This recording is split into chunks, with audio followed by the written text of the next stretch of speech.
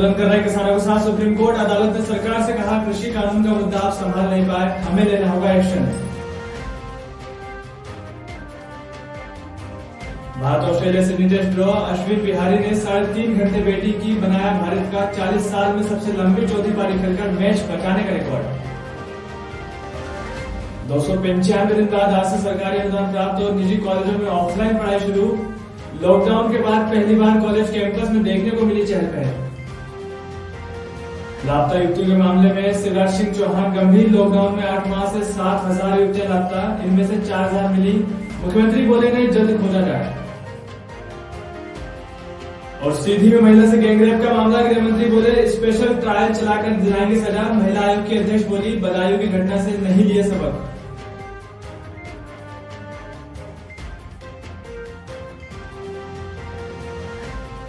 नमस्कार, आप देख रहे हैं संवाद न्यूज और मैं हूं हेमसागर राठौर। खबर बड़वानी जिले से, जहां विश्व प्रसिद्ध शिखर धाम नागलबाड़ी में कोरोना जन सम्मान संगोष्ठी का आयोजन किया गया, जहां पर्यटन मंत्री उषा ठाकुर भी शामिल हुई। यहाँ पर उन्होंने पर्यटन के क्षेत्र को बढ़ाने को लेकर बात कही और कहा कि इस बारे में केंद्र से भी बात की जाएगी और प्रदेश से प्रस्ताव भी बनाकर भेजा जाएगा। वहीं उन्होंने ओमकारेश्वर से स्टेच्यू ऑफ यूनिटी गुजरात तक स्टीमर चलाने की बात कही है, जिससे नवाचार भी होगा और रोजगार भी बढ़ेगा। जी जी जी उसमें लगे हुए हैं। वो बहुत ही सुंदर, क्योंकि कोई भी इतना बड़ा जलमार्ग मध्य प्रदेश में हम में से किसी ने देखा नहीं, तो बिल्कुल ये प्रण भी है।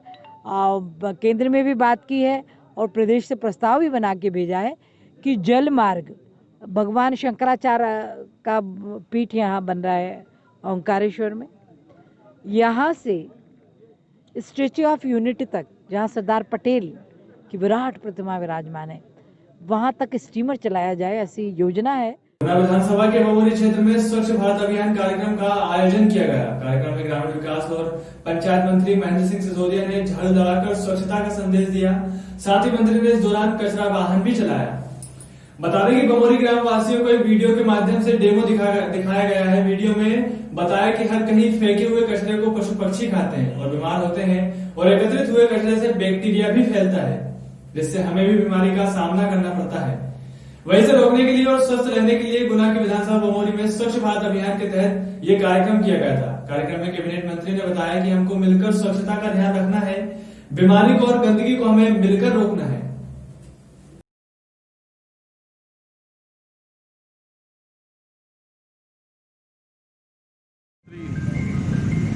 माननीय नरेंद्र मोदी जी ने स्वच्छता मिशन का प्रारंभ किया। हमारे मुख्यमंत्री आदरणीय शिवराज सिंह जी चौहान, जिनका एक सपना है कि मध्य प्रदेश को आत्मनिर्भर बनाया जाए और गांव हमारे शहरों की तरह स्वच्छ हो, और उसी सिद्धांत को लेकर हम आगे बढ़े हैं। और हमने जो आज हमारे साथ गुरमीत सिंह जी आए हुए हैं और SRLM के जो लोग आए हुए हैं, स्वच्छता मिशन के जो अधिकारी आए हुए हैं, उनके साथ मिलकर हमने एक रणनीति बनाई है और उसका पहला प्रेजेंटेशन आज मैंने अपनी विधानसभा क्षेत्र के बमोरी ग्राम पंचायत से प्रारंभ किया। खरगोन शहर की कुंदा नदी की 2015 के बाद पहली बार ठंड में सफाई के लिए अभियान शुरू हुआ है, जिसमें 500 से ज्यादा लोगों ने गणगौर घाट क्षेत्र में श्रमदान किया। इसमें अफसर, जनप्रतिनिधि और सामाजिक संस्था प्रतिनिधि शामिल हुए। बता दें कि इस दौरान 5 डंपर और 2 ट्रैक्टर जलकुंभी हटाई गई। सफाई अभियान में सांसद वीरेंद्र पटेल भी शामिल हुए। उन्होंने कहा कि कुंदा की पूरी सफाई के लिए गहरीकरण की जरूरत है। इसके लिए योजना बनाकर काम किया जाएगा।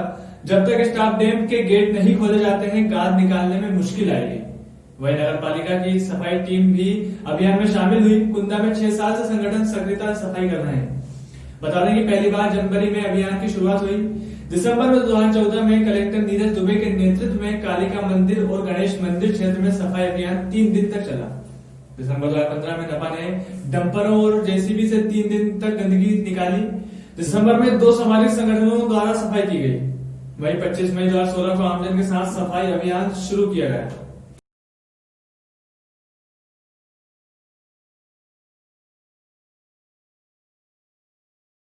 कोरोना महामारी से बचाव के लिए लॉकडाउन में रेलवे प्रशासन ने पैसेंजर ट्रेनों का संचालन बंद कर दिया था। उसके बाद देश भर में अनलॉक की प्रक्रिया शुरू हुई और जरूरत के अनुसार रेलवे विभाग द्वारा कुछ ट्रेनों का संचालन शुरू किया गया था। इसी के तहत आज बॉम्बे देहरादून एक्सप्रेस नए टाइम टेबल के साथ शुरू हुई है। वहीं रेलवे स्टेशन के एएसएम मुकेश मीणा ने बताया कि आज ट्रेन अपने नियत से 15 मिनट पहले आ गई, जिसको यहाँ रोककर सही डिपार्चर टाइम पर रवाना किया गया।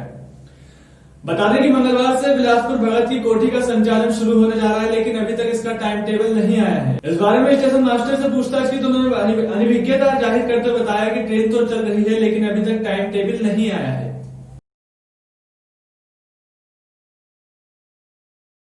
ये कोविड-19 के कारण 22 मार्च को बंद कर दी थी और उसके बाद में आज इसको चालू किया है। गाड़ी का नंबर वो पहले का ही है, इसका टाइम चेंज किया है। आज ये चौमला स्टेशन पर 14:28 का अराइवल टाइम है, लेकिन टाइम से पहले ही आ गई थी 14:13 पे। यहाँ से चलने का टाइम है चौमेला से 14:30। ठीक है सर। रोज ये गाड़ी चौमेला स्टेशन पर 14:28 पे आएगी डाउन में और 14:30 पे जाएगी। मध्य प्रदेश में मैरिज गार्डन संचालकों को अब अगले 3 महीने से नए सिरे से अपना रजिस्ट्रेशन कराना होगा। उन्हें अपने कुल एरिया का कम से कम 25% पार्किंग के लिए आरक्षित रखना होगा। वही जिस स्थान पर 50 लोग से ज्यादा इकट्ठे होकर कोई समारोह कर सकते हैं, उसे ही मैरिज गार्डन की श्रेणी में रखा जाएगा। वही कॉलोनियों के बीच स्थित सार्वजनिक पार्क में कोई भी शादी या समारोह आयोजित नहीं किया जा सकेगा। ये प्रावधान मैरिज गार्डन के लिए बने नए नियमों में शामिल किए गए हैं। नगरीय प्रशासन ने पूरे प्रदेश में नियम लागू कर दिए हैं।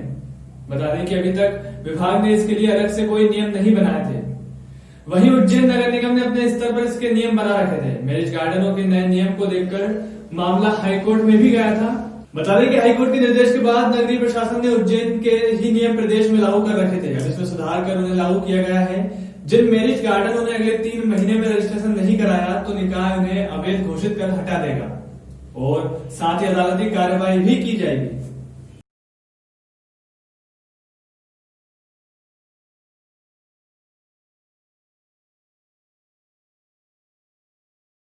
मध्य प्रदेश से लगातार युवतियों के लापता होने की बात को मुख्यमंत्री शिवराज सिंह चौहान ने गंभीरता से लिया है। बता दें कि पिछले साल लॉकडाउन के दौरान अप्रैल से दिसंबर के बीच कुल 7,000 युवतियों के लापता होने की रिपोर्ट दर्ज की गई है। इस मामले को लेकर सोमवार को सीएम ने मंत्रालय में उच्च स्तरीय बैठक बुलाई। वहीं उन्होंने डीजीपी विवेक जौहरी को निर्देश दिए कि लापता युवतियों और बच्चियों की तलाश करने का अभियान तेज किया जाए। उन्होंने कहा, घर से बाहर अन्य जिलों में रहकर काम करने वाली युवतियों का रिकॉर्ड रखने के लिए सिस्टम बनाए जिसमें वे शिकायत कर सकें। ऐसी व्यवस्था की जाए जिसके तहत कार्य के लिए जिले से बाहर जाने पर रजिस्ट्रेशन अनिवार्य हो।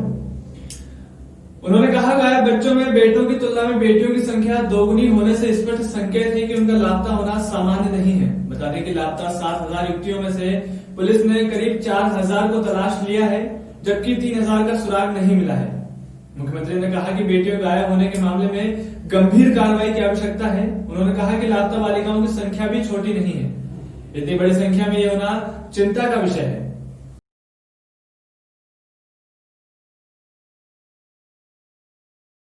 बुंदेलखंड किसान यूनियन के द्वारा तीनों कृषि विधेयक बिलों का विरोध करते हुए 1 दिवसीय सत्याग्रह आंदोलन किया गया। बता दें कि बुंदेलखंड किसान यूनियन लंबे समय से दिल्ली किसान आंदोलन का समर्थन कर रहा है। इसी के तहत सत्याग्रह का आंदोलन किया गया। वहीं यूनियन के राष्ट्रीय अध्यक्ष विमल कुमार शर्मा ने कहा कि जब तक तीनों कृषि बिल वापस नहीं हो जाते तब तक हम लोग यहां से हटने वाले नहीं हैं। साथ ही दिनेश कुमार निरंजन ने कहा कि किसानों की मांगे जायज हैं। देश के प्रधानमंत्री नरेंद्र मोदी और कृषि मंत्री नरेंद्र सिंह तोमर को तत्काल किसानों की समस्या का समाधान करना चाहिए और तीनों बिलों को वापस लेना चाहिए। देखिए, तीनों कृषि विधेयक के विरोध में हम लोग यहाँ सत्याग्रह कर रहे हैं और हमारे किसान हजारों लाखों किसान दिल्ली में आंदोलन कर रहे हैं और इसी को लेकर पूरे बुंदेलखंड के हर जिला मुख्यालय में हम लोग आज एक दिन का सत्याग्रह कर रहे हैं कि तीनों किसान बिल वापस लिए जाएं और एमएसपी पर कानून बनाया जाए। देखिए, जो भारत सरकार द्वारा नरेंद्र मोदी द्वारा हमारे देश के प्रधानमंत्री द्वारा जो 3 कृषि विधेयक बिल लाए गए हैं वो जनता के हित में नहीं है, वो किसानों के हित में नहीं है।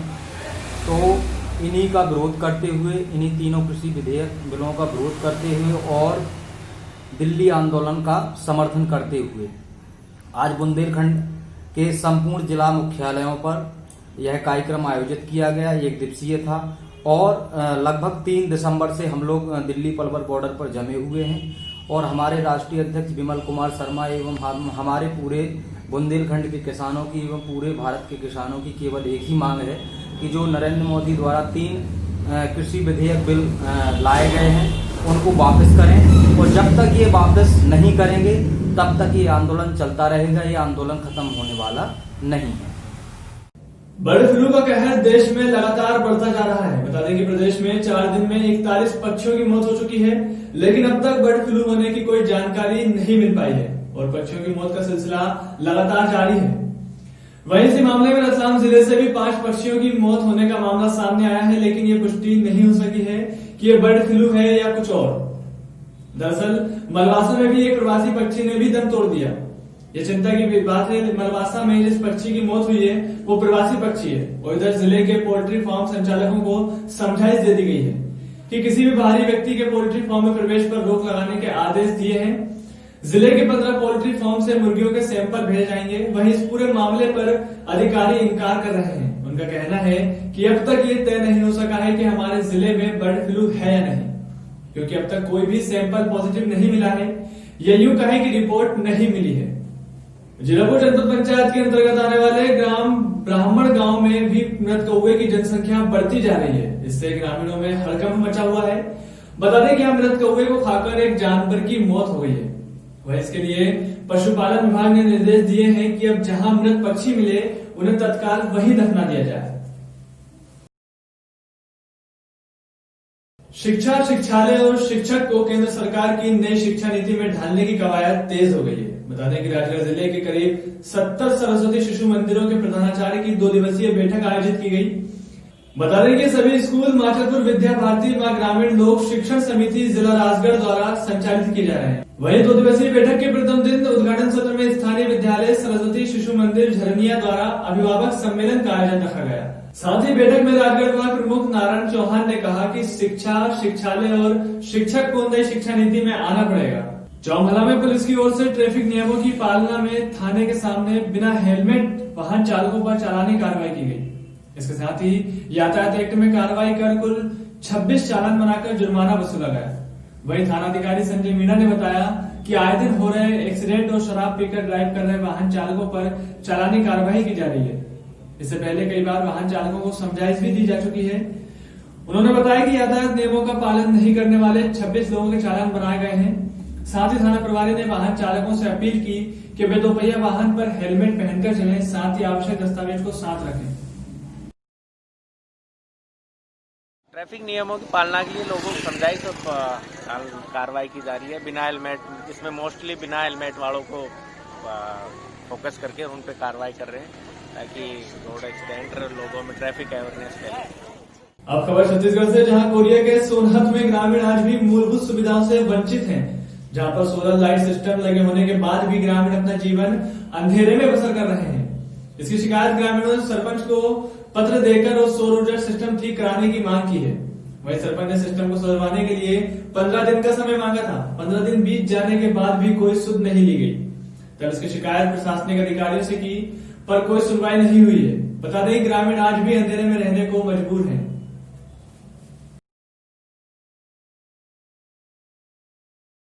साल भर से खराब है लाइट।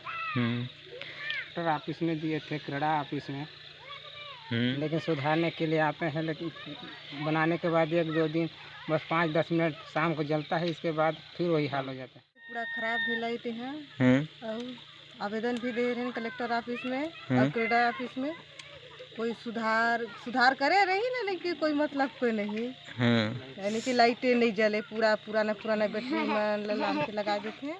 कवर्धा में कांग्रेस के वरिष्ठ नेता और लोरमी विधायक लगातार क्षेत्र का दौरा कर रहे हैं। बता दें कि लोरमी विधायक धर्मजीत सिंह इन दिनों पंडरिया विधानसभा क्षेत्र का लगातार दौरे पर हैं, जिससे वो क्षेत्र में हो रहे छोटे बड़े हर कार्यक्रम में शिरकत कर रहे हैं। उधर इसी कड़ी में पंडरिया विधानसभा क्षेत्र के सुदूर वनांचल ग्राम में नए वर्ष पर मेले का आयोजन किया गया, जिसमें विधायक धर्मजीत सिंह मुख्य अतिथि के तौर पर शामिल हुए और उन्होंने वनांचल क्षेत्र के लोगों को संबोधित करते हुए बताया कि सिंदूर खार से मेरा पहले से बहुत लगाव रहा है।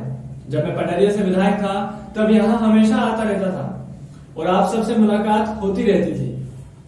प्राथमिकता दे करके लड़ाई लड़त रहे हूँ, लेकिन पिछले 12 साल से मैं यहाँ नहीं आ पा रहे हूँ। मोर बड़ा दिली इच्छा रही है कि आप मन के दर्शन करो, आप मन संग मिलो आप मन के सुख दुख भी पता कर लो। एक कारण से मैं आनंद ला मोर भतीजा ला मैं बोले हूँ कि ते सिंदूर खा जाओ, वहाँ हम सब संग मिलबो और यहाँ के जैन छोटे रूप में ही सही पहला साल ये मड़ई के आयोजन करवाओ। मध्य प्रदेश और छत्तीसगढ़ की तमाम खबरों के लिए बने रहिए हमारे साथ और देखते रहिए संवाद न्यूज। नमस्कार।